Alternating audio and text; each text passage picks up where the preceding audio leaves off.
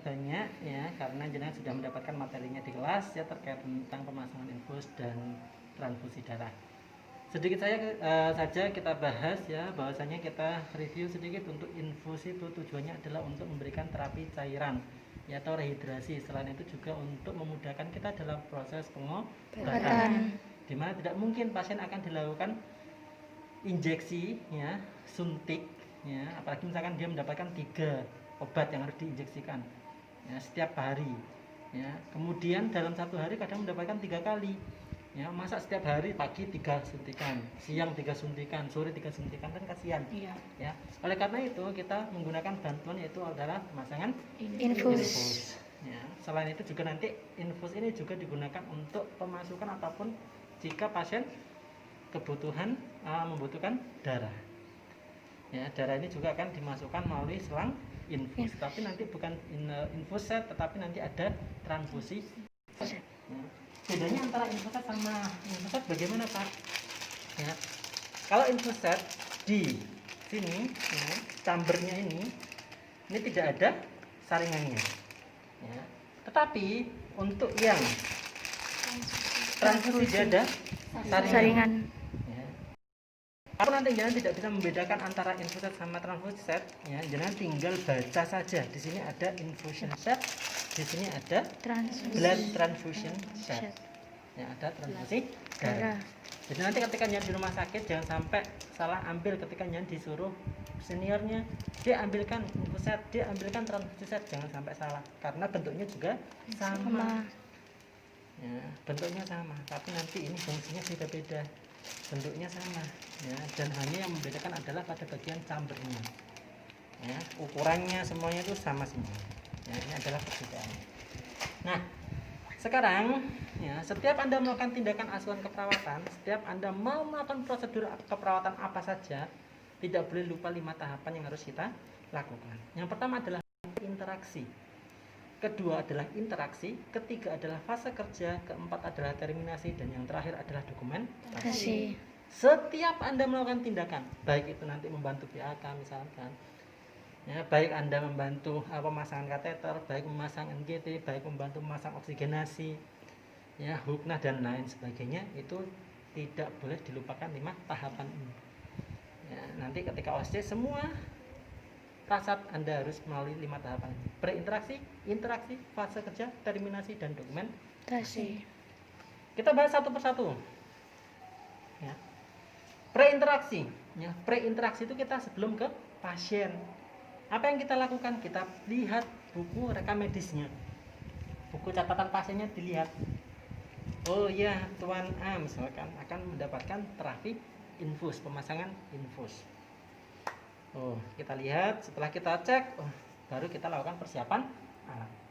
Ya, alat-alatnya apa saja yang harus digunakan? Ya pastinya infus set, alkohol swab atau kapas alkohol, kemudian pakai instrumen ya, kemudian bengkok ya, plester ya.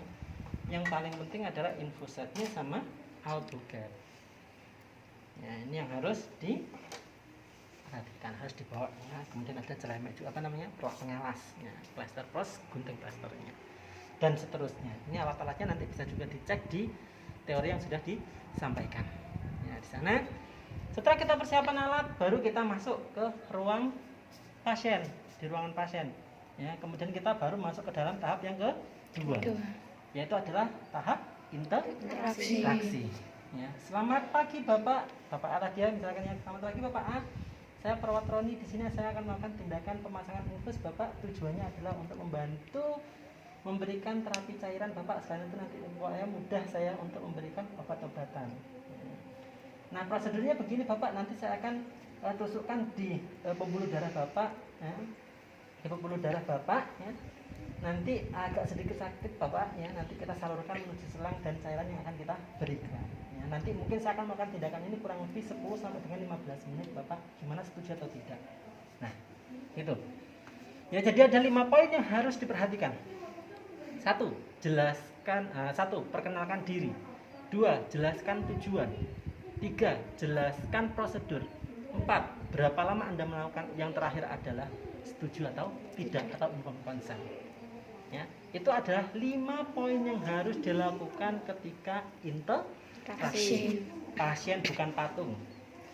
Ya, jadi harus komunikasi, ngomong, ya, ajak komunikasi.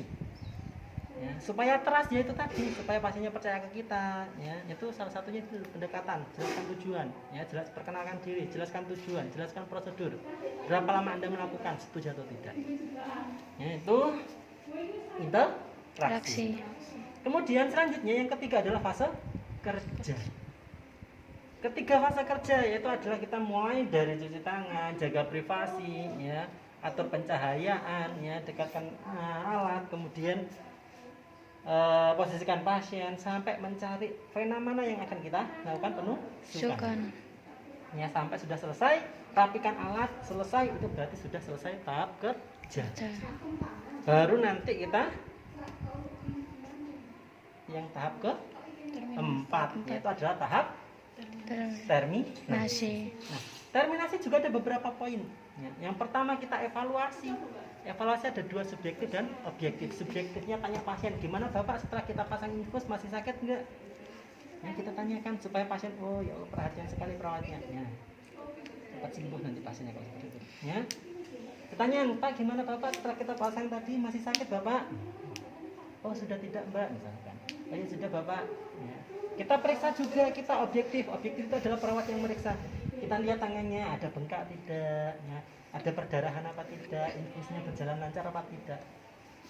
Itu adalah evaluasi objektif. Kita dari perawat. Setelah kita evaluasi baru kita lakukan apa? Dokumentasi. Belum. Tidak hanya dievaluasi saja. Kemudian kita apa?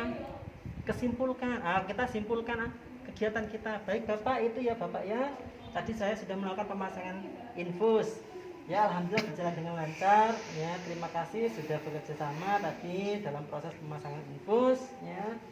Jadi tidak ada masalah dan semua obat cairan sudah bisa masuk di tubuh Bapak. Ya, itu poin yang kedua. Poin yang pertama tadi evaluasi. Poin kedua adalah kesimpulan. Yang ketiga itu adalah kontrak berikutnya. Begitu nih Bapak ya, nanti kalau misalkan ada sesuatu lagi monggo keluarga bisa ke ruang perawat. Kalau misalkan ada sesuatu Bapak, ya sudah, itu adalah kontrak berikutnya. Kalau sudah, baik Bapak, begitu dari saya. Terima kasih atas kerjasamanya. Kemudian akhiri kegiatan, salam, selesai. Baru yang terakhir adalah dokumentasi. Ya, yang kelima adalah dokumentasi. Yaitu adalah catat apa yang jenengan kerjakan. Mulai dari tanggal berapa, tanggal pemasangan, jam pemasangan, siapa yang masang, hasil evaluasinya, subjektif sama objektifnya tadi, ya, dan seterusnya. Catat apa yang jenengan kerjakan, kerjakan apa yang jenengan catat. Ya, itu prosesnya. Sampai di sini ada pertanyaan? Tidak ada? Belum. Baik, kalau belum